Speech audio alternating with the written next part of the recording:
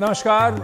इस वक्त आप एनडीटीवी इंडिया के साथ हैं। मेरा नाम है अंकित त्यागी। सवाल इंडिया का समय हो चुका है और बात आज करेंगे भारतीय जनता पार्टी। ऐसा लग रहा है बिल्कुल आर या पार की लड़ाई लड़ने के मूड में है मध्य प्रदेश में। मध्य प्रदेश विधानसभा चुनाव के लिए बीजेपी में अब 3 लिस्ट जारी हो चुकी है। तीसरी लिस्ट में सिर्फ एक नाम सामने आया।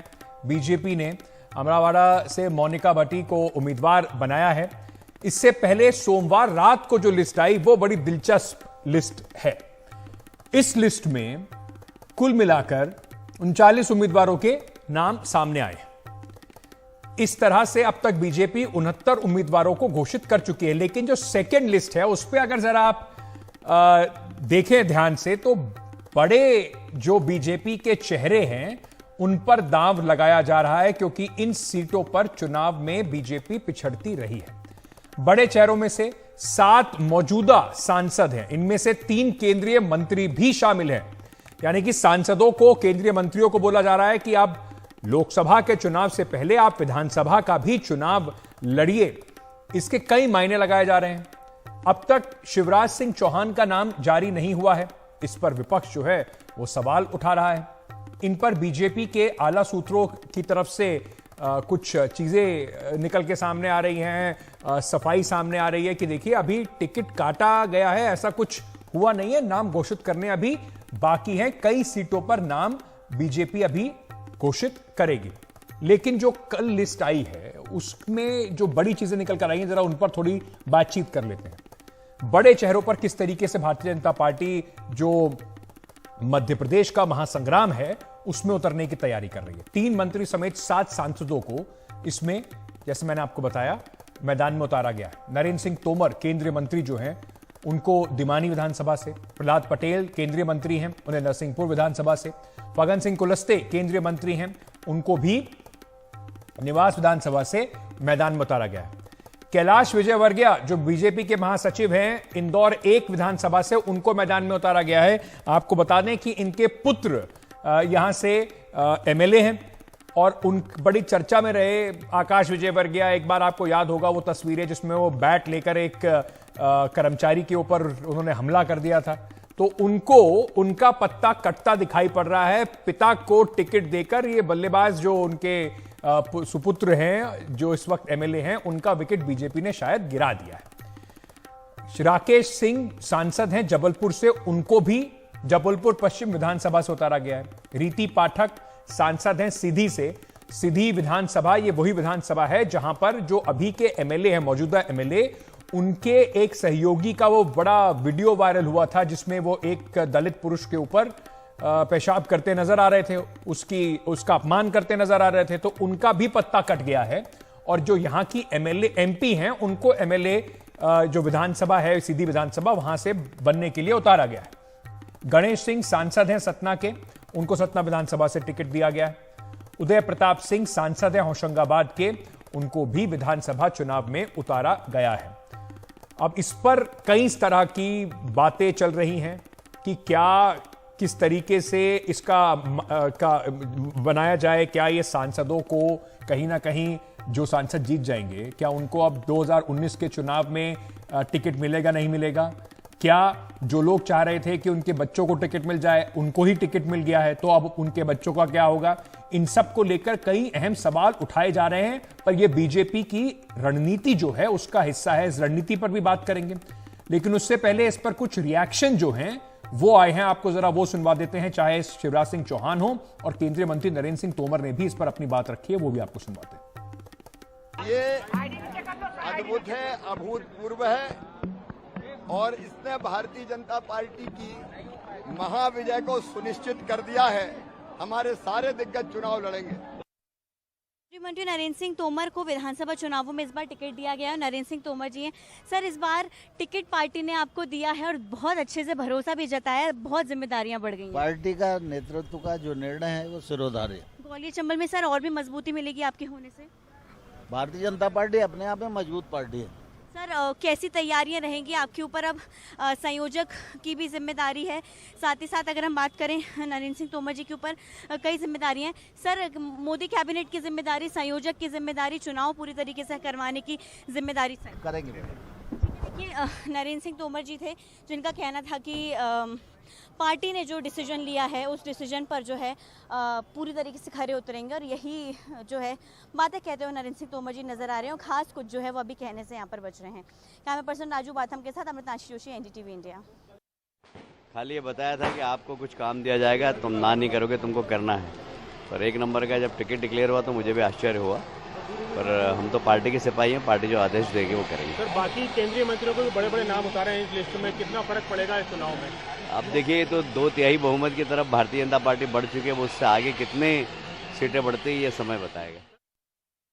पहली बार मैं विधानसभा का चुनाव लड़ूंगा। पार्टी के इस फैसले के लिए मैं पार्टी के प्रति अपना आभार व्यक्त करता हूं। दूसरी मेरे लिए खुशी की बात है कि मैं अपने जन्मभूमि में, कर्मभूमि में पहली बार चुनाव लड़ूंगा।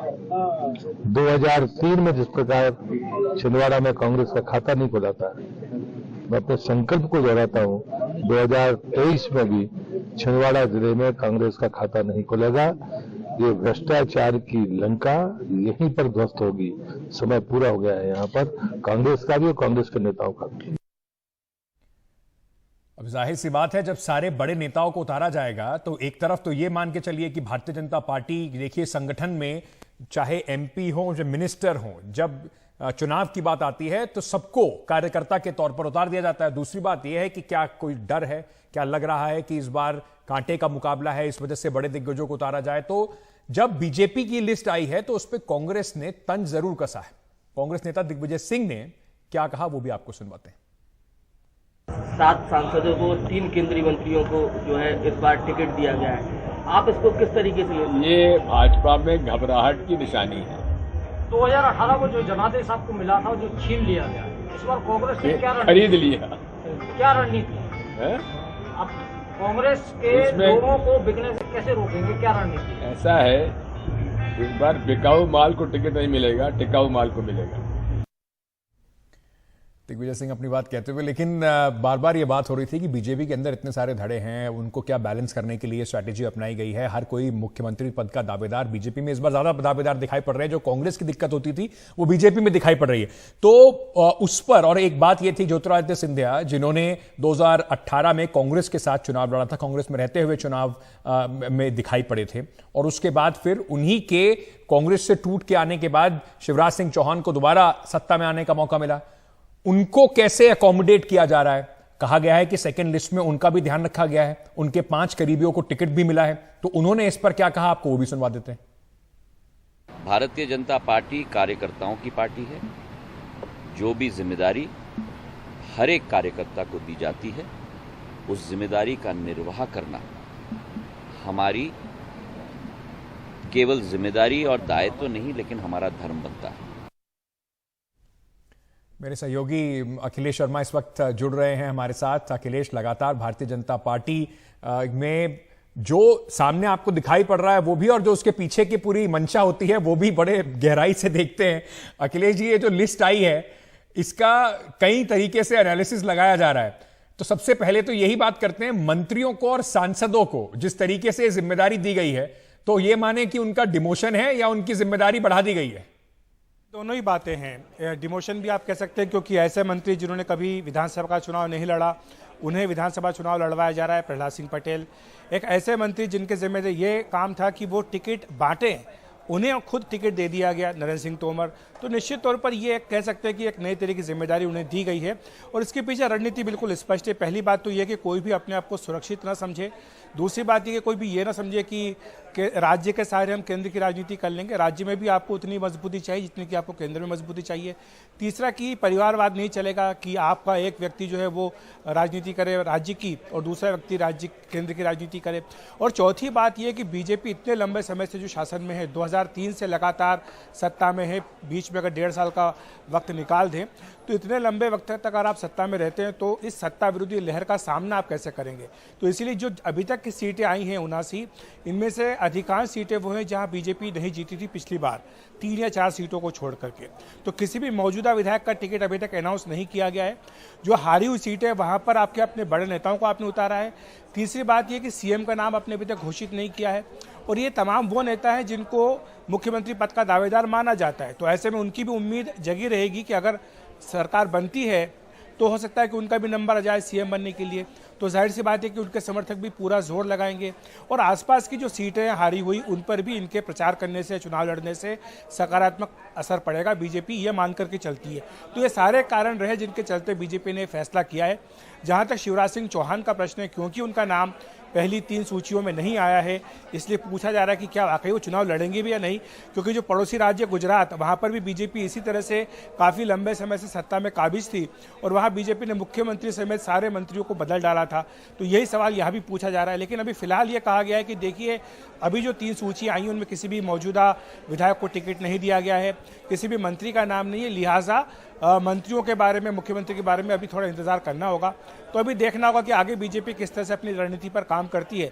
लेकिन पार्टी के रणनीतिकार कहते हैं, मानते हैं, खासतौर से अमित शाह जो कि इस पूरे चुनाव को देख भी रहे हैं, कि हर चुनाव अलग होता है, पिछले चुनाव से अलग होता है, हर राज्य का चुनाव भी अलग होता है। तो हर राज्य के लिए आप जो है अलग अलग फार्मूला इस्तेमाल कर सकते हैं, करते हैं। ऐसा नहीं है कि एक ही राज्य का फार्मूला आप हर जगह इस्तेमाल करें। तो यही कारण है कि मध्य प्रदेश में आप एक नया फार्मूला देख रहे हैं। जो ये भी सवाल पूछा जा रहा है अंकित की, क्या यही फार्मूला बीजेपी अब छत्तीसगढ़ और राजस्थान में भी तो नहीं लागू करेगी? छत्तीसगढ़ और राजस्थान में नेताओं की सांसें जरूर रुकी हुई होंगी, और जिस तरीके से मध्य प्रदेश के अब टिकट अनाउंस हो रहे हैं, तो जैसे अखिलेश जी कह रहे हैं, सुरक्षित कोई भी नहीं है। और कई सारे नेता ये सुबुगाहट हो रही है कि अपने बच्चों के लिए टिकट चाहते, तो उनको भी बड़ा क्लियर मैसेज दे दिया गया, पहले अपनी जगह आप मजबूत कर लीजिए, अपने बच्चों की जगह बाद में मजबूत कीजिएगा। तो बहुत क्लियर मैसेजिंग कम से कम पार्टी हाईकमांड का। अब इस पे इसका असर क्या होगा? अखिलेश जी, बहुत बहुत शुक्रिया हमारे साथ जुड़ने के लिए, उस पर बात करने के लिए, असर जो है उस पर बात करने के लिए हमारे साथ विनोद अग्निहोत्री साहब जुड़ रहे हैं, कंसल्टिंग एडिटर हैं अमर उजाला के। संजय सिंह जी जुड़ रहे हैं, वरिष्ठ पत्रकार हैं। आप दोनों का बहुत बहुत स्वागत, शुक्रिया। विनोद जी, तो जिस तरीके से सभी को, समझ लीजिए, जिसको लगता था कि वो टिकट बांट रहे हैं, उनका टिकट भी अनाउंस हो गया। जिन्होंने आज तक टिकट नहीं लड़ा, चुनाव नहीं लड़ा था, उनका भी अनाउंस हो गया। जो अपने पुत्र को एमएलए पिछली बार बना चुके हैं, वो खुद चुनाव लड़ेंगे, पुत्र उनके लिए शायद कैंपेनिंग करेंगे। तो ये जो पूरा उठापटक दूसरी लिस्ट में खासतौर से दिखाई पड़ी है, उसको आप कैसे देखते हैं? इसको क्या डर के हिसाब से देखा जाए, लग रहा है कि क्लोज कॉन्टेस्ट है, या कॉन्फिडेंस में देखा जाए कि कोई भी नेता हो उसको पार्टी अहम चुनाव में उतारने से पीछे नहीं हटेगी? देखिए, बहुत दिलचस्प लिस्ट है अंकित जी। दूसरी लिस्ट जो है, इसके 2-3 मतलब मायने हैं।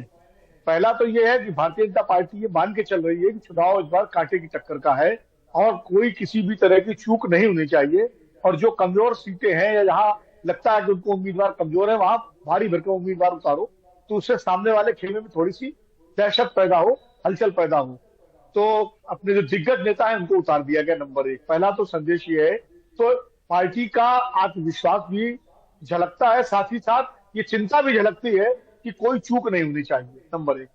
दूसरी बात यह है कि जिन दिग्गज नेताओं को उतारा गया है उसमें ज्यादातर ऐसे हैं जो मुख्यमंत्री पद के दावेदार हैं या चेहरे बन सकते हैं। नरेंद्र सिंह तोमर, प्रहलाद पटेल, कैलाश विजयवर्गीय, ये सारे वो नाम हैं जो मुख्यमंत्री पद के रेस में हमेशा चलते रहे हैं। लेकिन जो मौजूदा मुख्यमंत्री है उनका टिकट अनाउंस नहीं किया गया। ये भी बहुत दिलचस्प है। आमतौर पर जब किसी भी पार्टी की लिस्ट आती है तो उसमें जो इनकम्बेंट चीफ मिनिस्टर होता है उसका नाम पहली सूची में ही होता है। खुद जब मोदी जी गुजरात में मुख्यमंत्री थे तो जब सूची आती थी तो उनका नाम पहले होता था। या शिवराज सिंह चौहान पिछले चुनावों में आप देख लीजिए, उनका नाम पहली सूची में आता था। दिल्ली में शीला दीक्षित का नाम पहली सूची में आता था। तो ये आप, लेकिन शिवराज सिंह चौहान का नाम अभी तक घोषित नहीं हुआ है। तो कहीं ना कहीं मध्य प्रदेश की जनता को यह संदेश है कि शिवराज सिंह चौहान इस बार पार्टी के उम्मीदवार नहीं है और चुनाव के बाद अगर पार्टी की सरकार बनती है तो उनको बदला भी जा सकता है। और ये 3 चेहरे 4 चेहरे बड़े दिए गए, इनमें से भी कोई बन सकता है। तीसरी बड़ी दिलचस्प बात यह है कि आमतौर पर लोकसभा चुनाव में विधायकों को या राज्य के मंत्रियों को टिकट दिया जाता था, इस बार उल्टा हुआ है। इस बार केंद्र के मंत्री विधानसभा का चुनाव लड़ रहे हैं। अब मान लीजिए 2 स्थितियां आती है, 2 में से एक स्थिति तो होगी। अगर वो चुनाव जीत जाते हैं, मान लीजिए विधानसभा का, तो केंद्र के मंत्री पद से इस्तीफा देंगे और राज्य में रहेंगे। या अगर चुनाव अपना हार जाते हैं तो क्या उनको लोकसभा का टिकट दिया जाएगा और केंद्र मंत्री बने रहेंगे? यानी जो मंत्री या सांसद विधानसभा का चुनाव हार जाए तो क्या वो उसकी योग्यता अगले लोकसभा चुनाव में 24 में टिकट पाने की होगी? ये बड़ा महत्वपूर्ण प्रश्न होगा। तो ये दो में से एक स्थिति होगी, या जीतेंगे या हारेंगे। इसकी तो कोई स्थिति यानी कि लोकसभा में ये हो सकता है कि सरकार न बने और विधानसभा जीत जाए फिर इस्तीफा देकर केंद्र में बने रहे, ये एक स्थिति हो सकती है। बिल्कुल संजय जी भी मुस्कुरा रहे हैं क्योंकि जो आपने जो बात कही है उसका एक बात तो अंडरलाइन करने वाली इसमें है कि 2024 का टिकट अगर चाहिए तो पहले अपने आप को यहां पर प्रूव करके दिखाइए। तो संजय जी टेस्ट पहले लगा दिया गया है कि विधानसभा में अपने आप को पहले चमका के दिखाइए, फिर सोचेंगे आगे कि 2024 में आपका क्या होगा।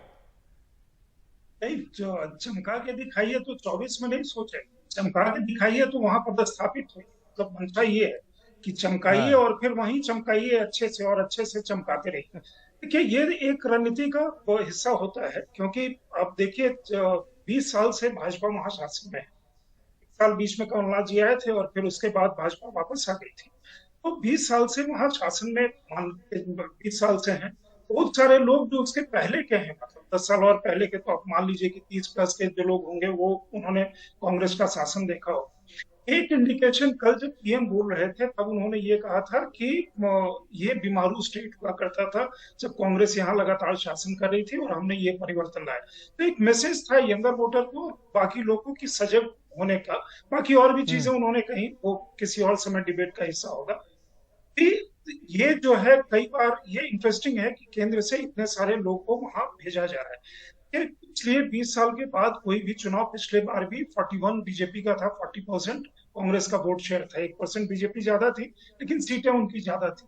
तो जब आप चुनाव में उतरते हैं तो ये केंद्र की राजनीति और स्टेट रहेगा तो केंद्र की राजनीति होगी, स्टेट नहीं होगा। कई बार ऐसा हुआ है जैसे बिहार में केंद्रीय पक्ष बीजेपी का हमेशा बहुत भारी रहा और स्टेट वाला पक्ष उतना स्ट्रांग नहीं रहा। तो एक उस तरह की डायकोटमी थी।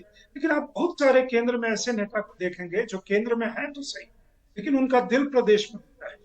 नरेंद्र सिंह तोमर एक heavy weight minister, agriculture minister, Prahlad Patel एक समय के जायंट किलर कहे जाते थे। बाकी आप जितने भी सांसदों को देख लें उनका एरिया वाइज सबका अपना अच्छा प्रभुत्व है, जो अपने एरिया में खासा इन्फ्लुएंस रखते हैं। तो वर्कर को भी चार्ज करना है। मैं इसी पर इससे जुड़ा हुआ एक सवाल आपसे और पूछना चाहता हूं, उस पर भी जरा आप थोड़ी रोशनी डालें कि जिस तरीके से अब हमने देख भी रहे थे, कुछ खबरें आ रही थी कि वहां पर जो कई सारे लोकल नेता हैं वो नाराज हैं इस बात से, उनको जिनको उम्मीद थी कि शायद इस बार टिकट मिलेगा और वो लोग नाराज हैं इस बात से। तो क्या जो नेता इस तरीके से, जिनको जैसे ऐसा लग रहा था कि अगर नरेंद्र सिंह तोमर की बात करें और बाकी नेताओं की बात करें, कैलाश विजयवर्गीय की खुद के बयान में लग रहा था कि मुझे आश्चर्य हुआ कि वो खुद भी एक्सपेक्ट नहीं कर रहे थे कि ऐसा होगा। तो क्या आपको लगता है कहीं ना कहीं इतने सारे मुख्यमंत्री पद के कैंडिडेट्स होने के बाद इतनी थोड़ी अस्थिरता भी पैदा होगी, उसका नुकसान भी हो सकता है? देखिए अभी तो नहीं होगा, क्योंकि अभी उनके सामने टारगेट सेट है और उसके बाद 24 का भी मसला है। क्योंकि जरा इधर उधर हुआ तो ये लार्जर मैसेज है कि पार्टी जो है वो सुप्रीम है। आप कार्यकर्ता या नेता जो भी कह लीजिए वो है, पार्टी का डिक्टेट के हिसाब से चलना होगा। उनके साथ किसी लेवल पे कंसल्टेशन हुआ होगा। सारे मुख्यमंत्री के दावेदार तो मतलब हम सभी अगर बगैर नाम लिए हो कह सकते हैं कि एक प्रमुख होंगे और बाकी चीजें होंगी। एक चीज और भी अहम है अंकित, कि वहां शिवराज सिंह चौहान की लोकप्रियता कोई मतलब ऐसी कम नहीं है। वो पॉपुलर लीडर है अभी भी बीजेपी का। बाकी सब कैंपेन जो चल रहा है, कैंपेन उन सबके साथ चल रहा है। तो इसलिए ये एक चीज जरूर होगी कि हो सकता है कि शिवराज सिंह चौहान को देखते हुए बहुत सारा जो एक जनरेशन है, महिलाओं के बीच में पॉपुलैरिटी है, एट द सेम टाइम एक जो होता है ना कि बहुत समय देखा नयापन अब क्या है। क्योंकि जब नया व्यक्ति अगर कोई आता है नए तरह के चीज को लेकर के आता है, उसके बाद 3 महीने बाद ही लोकसभा के वो चुनाव अनाउंस हो जाएंगे। ये चुनाव खत्म होगा उसके 3 महीने के बाद अनाउंस हो जाएंगे। तो इसलिए इस समय में किसी के पास अगर मगर की वहां मध्य प्रदेश में गुंजाइश नहीं होगी। जी विनोद जी, अंत में 2 मॉडल हमने अभी पिछले चुनावों में देखे। एक मॉडल था गुजरात का, जिसमें पहले चुनाव से एक करीब 19 महीने पहले मंत्री और सबको बदल दिया गया, मुख्यमंत्री सबको बदल दिया गया, लेकिन बीजेपी ने वहां पर मुख्यमंत्री के नाम का अनाउंसमेंट कर वो चुनाव लड़ने गए। उसके बाद हमने देखा ये चुनाव कर्नाटका का था, जिसमें येदियुरप्पा साहब का अनाउंसमेंट नाम का नहीं हुआ और उसके बाद बीजेपी ने चुनाव लड़ा। गुजरात में वो सक्सेसफुल रहे, कर्नाटका में वो चुनाव हारे। वहां पर भी, कर्नाटका में भी बीजेपी की सरकार थी। तो क्या ये जो एक्सपेरिमेंटेशन चल रहा है ये कहीं ना कहीं इंटरनल बीजेपी के डायनामिक्स भी दिखाता है? शिवराज सिंह चौहान, जैसे संजय जी भी कह रहे थे, काफी पॉपुलर चीफ मिनिस्टर हैं, तो क्या ये कहीं ना कहीं जो ट्विटर पे चल रहा है कि उनको भी सेट करने की कोशिश की जा रही है? एक तीर से 2 निशाने लग रहे हैं। देखिए पहली बात तो गुजरात को आप एक अलग केस मानेंगे, वो एक्सेप्शनल केस है बीजेपी में। गुजरात को भूपेंद्र सिंह पटेल के नाम पर नहीं जीता गया, गुजरात नरेंद्र मोदी के नाम पर ही जीता गया है और जीता जाता है जब से मोदी जी वहां गए। तो वहां रूपाणी हो, आनंदीबेन पटेल हो, भूपेंद्र पटेल हो, कोई भी मुख्यमंत्री हो, वो तो नरेंद्र मोदी को मिलता है। तो गुजरात से तुलना नहीं करेंगे, लेकिन शिवराज सिंह चौहान की लोकप्रियता है निश्चित रूप से। लेकिन अब इतनी लोकप्रियता है कि प्रधानमंत्री जी उनका नाम भी नहीं लेते अपनी सभा में। अब ये कैसे, मतलब क्या विडंबना है, ये भी अपने आप में विश्लेषण का विषय है कि अपने ही चीफ मिनिस्टर का अगर प्रधानमंत्री जनसभा में नाम न ले, और वो भी लोकप्रिय चीफ मिनिस्टर का, तो क्या संदेश है इसका, क्या मैसेज है? कहीं ना कहीं कोई संदेश तो है। और प्रधानमंत्री जी कोई भी काम बिना संदेश के नहीं करते, वो अनायास नहीं करते, उसके पीछे उनकी एक सुनियोजित एक संदेश होता है। दूसरी बात यह है, ये एक बड़ा जोखिम है अंकित जी। सारे दिग्गजों को उतार के आपने कोशिश की, ठीक है, अगर दांव सही पड़ गया, पार्टी जीत गई तो कोई बात नहीं। अगर पार्टी हार गई और इनमें से कुछ दिग्गज भी हार गए या सारे दिग्गज हार गए, तो लोकसभा में फिर क्या होगा? ये तो इसलिए ये एक तरह से दुधारी तलवार है, ये इधर भी पड़ सकती है, उधर भी पड़ सकती है। तो ये एक जोखिम भारतीय जनता पार्टी ने लिया है फ्रंट फुट पे खेलने का। हाई रिस्क हाई रिटर्न का खेल है कि बड़े दिग्गजों को उतार दीजिए, अगर हो गया तो बहुत बड़ा रिटर्न इसका आएगा, और नहीं हुआ तो उनको। संजय जी, मेरे पास समय खत्म हो गया, लेकिन आपको मैं 10 सेकंड दे सकता हूं जी, अपनी बात कर लीजिए। संजय जी, आप म्यूट पर हैं। हाई रिस्क वाला गेम जो है वो अमित शाह और नरेंद्र मोदी, इन दोनों की पहचान है। अमित शाह अपॉइंट किए गए थे जनरल सेक्रेटरी इंचार्ज यूपी के, तो वहां से रिस्क लेने वाली कहानी शुरू। इस समय मोदी जी 2013 में प्राइम मिनिस्टर कैंडिडेट हुए थे, तो वहां से एक ही स्टेट में उत्तर प्रदेश आना। आप देख लीजिए, वो हाई रिस्क गेम खेलना वो पसंद करते हैं, हाई रिस्क में इन्वॉल्व होते हैं, और अक्सर हाई रिस्क वाला वो निकाल करके ले जाते हैं। बिल्कुल। तो अगर ये दांव, जैसे विनोद जी कह रहे हैं, अगर ये दांव पड़ गया तो ये फिर राजनीतिक हलकों में, पॉलिटिकल पंडित्स में बात वही होगी कि ये एक मास्टर स्ट्रोक था, और अगर नहीं पड़ा तो फिर देखना पड़ेगा कि इस बार किसके ऊपर हार का ठीकरा फोड़ा जाएगा। क्योंकि अब की बार कोई मुख्यमंत्री का चेहरा नहीं है मध्य प्रदेश में, कलेक्टिव लीडरशिप की बात हो रही है, और प्रधानमंत्री नरेंद्र मोदी का चेहरा सबसे बड़ा कर भारतीय जनता पार्टी चुनाव लड़ेगी। तो अगर जीते तो श्रेय तो जरूर मोदी जी को जाएगा, पर हारे तो फिर कलेक्टिव लीडरशिप का क्या होगा, ये एक बड़ा सवाल होगा। छोटा सा एक ब्रेक लेके वापस आ रहे हैं। मैं सभी का G20 यूनिवर्सिटी कनेक्ट इस कार्यक्रम में स्वागत करता हूं, और आप सब नौजवानों का अभिनंदन करता हूं।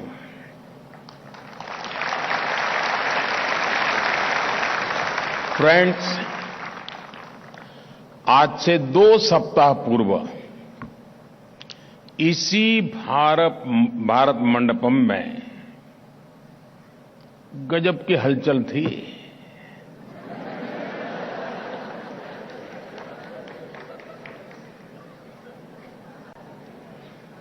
ये भारत मंडपम बिल्कुल हैपनिंग प्लेस बना हुआ था।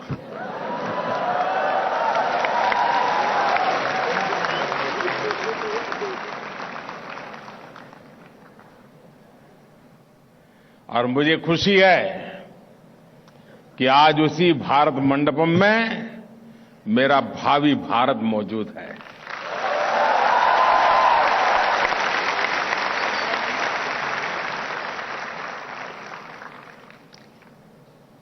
G20 के आयोजन की, और उसको भारत ने जिस ऊंचाई पर पहुंचा दिया है, ये देखकर दुनिया वाकई बहुत चकित है। लेकिन जानते हैं, मैं बिल्कुल हैरान नहीं हूं, बिल्कुल सरप्राइज नहीं हूं। शायद आपके मन में होता होगा, इतना बड़ा हो गया, आपको कुछ नहीं हुआ, क्या कारण है? जानते हैं क्यों? क्योंकि जिस कार्यक्रम को सफल बनाने का बीड़ा आप जैसे यूथ स्टूडेंट्स उठा लेते हैं, यंग स्टूडेंट उठा लेते हैं, यूथ जुड़ जाता है, तो फिर उसका सफल होना तय हो जाता है। आप यंगस्टर्स की वजह से पूरा भारत ही एक हैपनिंग प्लेस बन गया है।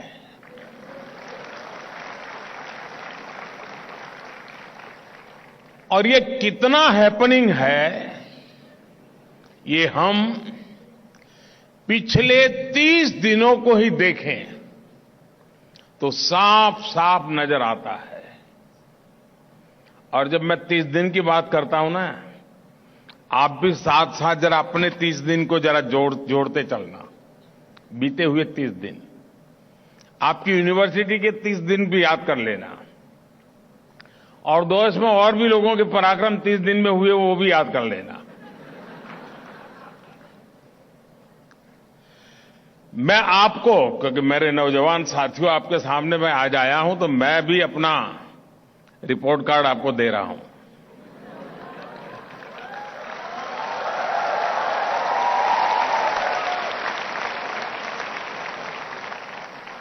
मैं आपको पिछले 30 दिन का एक रिकैप देना चाहता हूं।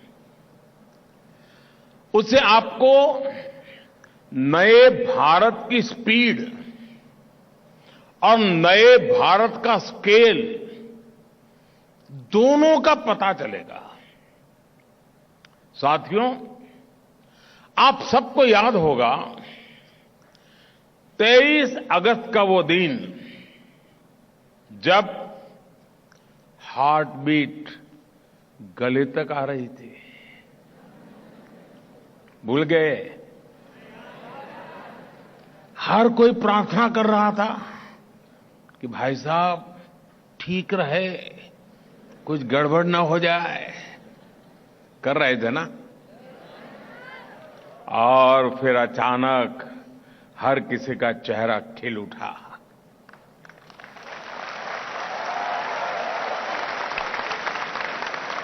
पूरी दुनिया ने भारत की आवाज सुनी, India is on the moon.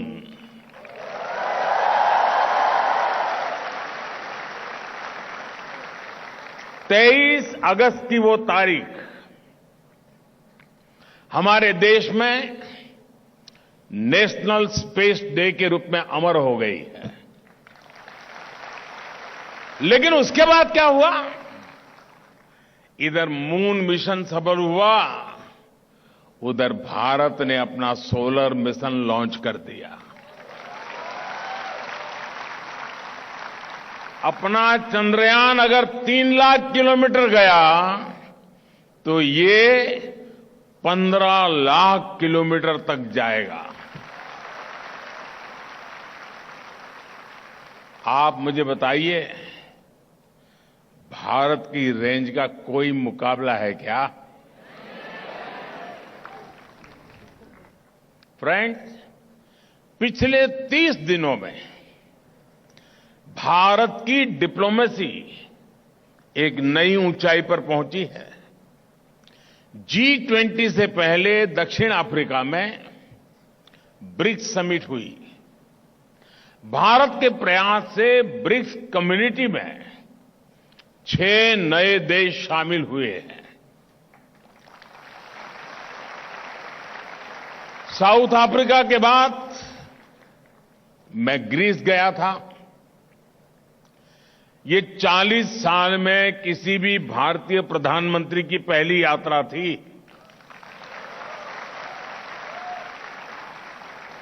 और जितने भी अच्छे काम है ना, वो करने के लिए आपने मुझे ही बिठाया है।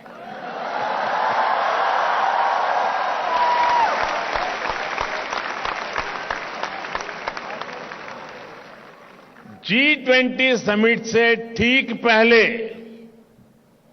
मेरी इंडोनेशिया में भी अनेक वर्ल्ड लीडर से मीटिंग हुई। इसके बाद G20 में इसी भारत मंडप में दुनिया के लिए बड़े बड़े फैसले लिए गए। आज के पोलराइज्ड इंटरनेशनल एटमॉस्फेयर में इतने सारे देशों को एक साथ एक मंच पर लाना छोटा काम नहीं है दोस्तों।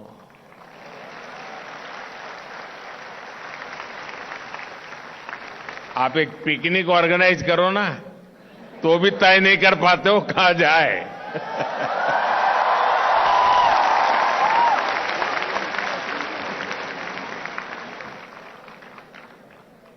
हमारे न्यू दिल्ली डिक्लेरेशन को लेकर 100% सहमति तो इंटरनेशनल हेडलाइन बनी हुई है।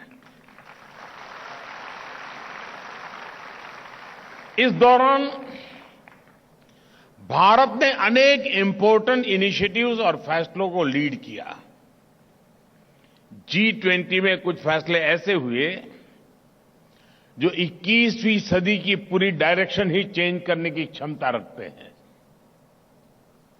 भारत की पहल पर अफ्रीकन यूनियन G20 का स्थायी सदस्य के रूप में उसको स्थान मिला।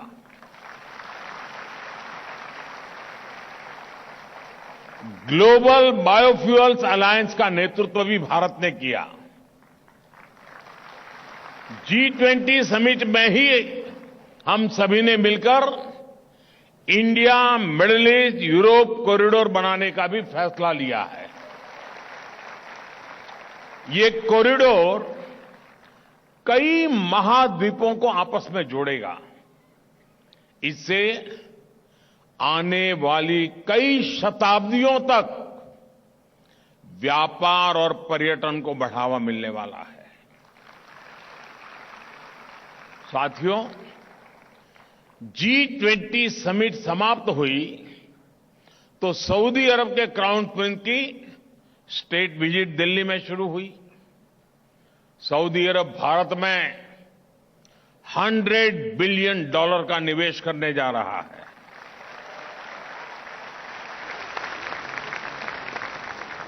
और मैं जो कथा सुना रहा हूं ना, ये 30 दिन की बता रहा हूं, फिर ऐसा नहीं यार ये तो इतना सारा। बीते 30 दिनों में ही भारत के प्राइम मिनिस्टर के रूप में मेरी कुल 85 वर्ल्ड लीडर से मीटिंग हुई है।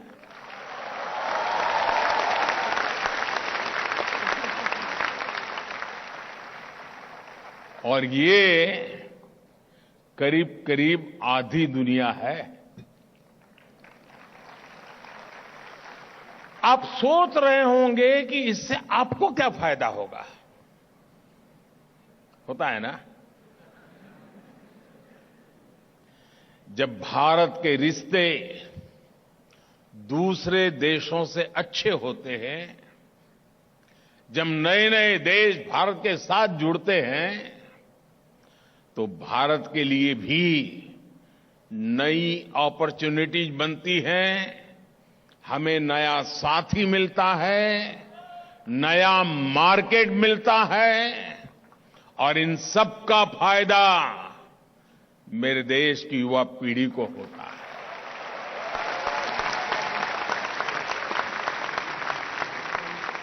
साथियों, आप सब सोच रहे होंगे कि पिछले 30 दिन का रिपोर्ट कार्ड देते हुए मैं सिर्फ स्पेस साइंस और ग्लोबल रिलेशंस की बात कर रहा रहूंगा क्या? यही काम किया कि मैंने 30 दिन में? ऐसा नहीं है।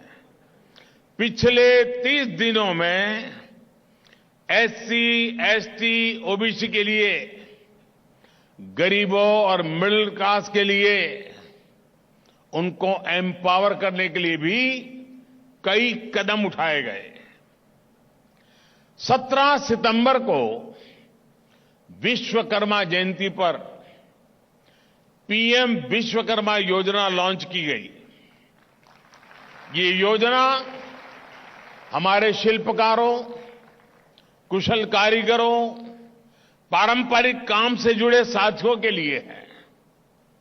रोजगार मेला लगाकर बीते 30 दिन में 1 लाख से ज्यादा नौजवानों को केंद्र सरकार में गवर्नमेंट जॉब दी गई है। जब से ये कार्यक्रम शुरू हुआ है, 6 लाख से ज्यादा युवक युवतियों को नियुक्ति पत्र दिए गए हैं। इन्हीं 30 दिनों में आपने देश के नए संसद भवन में पहले संसद सत्र को भी देखा है। देश के नए संसद भवन में पहला विधायक पास हुआ जिसने पूरे देश को गर्व से भर दिया है। संसद ने नारी शक्ति वंदन अधिनियम के द्वारा विमेन लेड डेवलपमेंट के महत्व को सहर्ष स्वीकार किया। साथियों, बीते 30 दिनों में ही देश में इलेक्ट्रिक मोबिलिटी के विस्तार के लिए एक और बड़ा निर्णय हुआ। हमारी सरकार ने बैटरी एनर्जी स्टोरेज सिस्टम को एम्पावर करने की दिशा में एक महत्वपूर्ण योजना को स्वीकृति दी है। कुछ दिनों पहले द्वारका में अशोक भूमि इंटरनेशनल कन्वेंशन सेंटर को हमने राष्ट्र को समर्पित किया है। युवाओं को स्पोर्ट्स में अधिक अवसर मिले, इसके लिए मैंने वाराणसी में इंटरनेशनल क्रिकेट स्टेडियम का भी शिलान्यास किया। 2 दिन पहले मैंने 9 वंदे भारत ट्रेन को हरी झंडी दिखाई। एक दिन में एक साथ इतनी आधुनिक ट्रेनें शुरू होना भी हमारी स्पीड और स्केल का प्रमाण है। पेट्रोकेमिकल सेक्टर में भारत की आत्मनिर्भरता को बढ़ाने के लिए एक और बड़ा कदम इन 3 दिनों में हमने उठाया है। मध्य प्रदेश में स्थित एक रिफाइनरी में पेट्रोकेमिकल कॉम्प्लेक्स का शिलान्यास किया गया है। मध्य प्रदेश में ही रिन्यूएबल एनर्जी, आईटी पार्क, एक मेगा इंडस्ट्रियल पार्क और 6 नए औद्योगिक क्षेत्रों पर काम शुरू हुआ है। ये जितने भी काम मैंने गिनाए हैं, इनका सीधा संबंध युवाओं की स्किल से है, युवाओं के लिए जॉब क्रिएशन से है। ये लिस्ट इतनी लंबी है कि पूरा समय इसी में बीत जाएगा। ये 30 दिन का मेरा हिसाब मैं दे रहा था आपको। अब आपने अपना हिसाब लगाया क्या? आप ज्यादा से ज्यादा कहेंगे 2 मूवी देखी।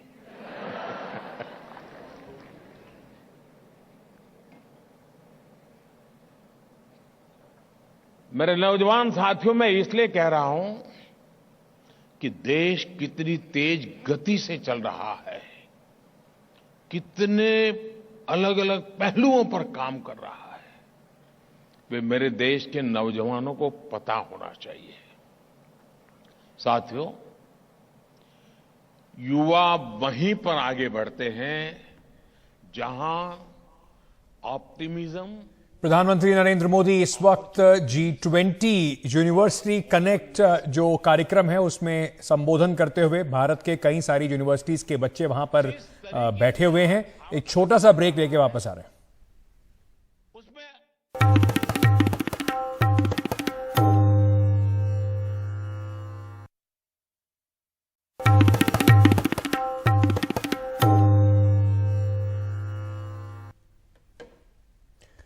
कनाडा में बैठे खालिस्तानी आतंकवादियों और गैंगस्टर्स के जो लिंक को लेकर नेशनल इन्वेस्टिगेशन एजेंसी ने एक चार्जशीट दाखिल की है, जिसमें कई सनसनीखेज खुलासे हुए हैं। कोर्ट में दाखिल एनआईए की चार्जशीट के मुताबिक अर्शदीप दल्ला और हरदीप निज्जर कनाडा में चला रहे थे टेरर कंपनी। गैंगस्टर्स के साथ मिलकर प्रोटेक्शन मनी वसूलने में लगे थे ये आतंकवादी। खालिस्तानियों के निशाने पर पंजाबी फिल्म इंडस्ट्री और उस पे प्रोड्यूसर, डायरेक्टर और एक्टर्स थे। पंजाब के क्लब मालिकों से भी वसूली जाती थी रंगदारी। हवाला के जरिए यह पैसा कनाडा पहुंचता था और एक्सटॉर्शन का यह पैसा पूरा बताया जा रहा है। पंजाब म्यूजिक इंडस्ट्री और कबड्डी पर इन्हीं गैंगस्टर्स का जबरदस्त कब्जा है, ऐसी बात कही गई है। अर्शदीप और निज्जर टारगेटेड किलिंग, ड्रग्स और हथियारों की तस्करी में भी शामिल थे।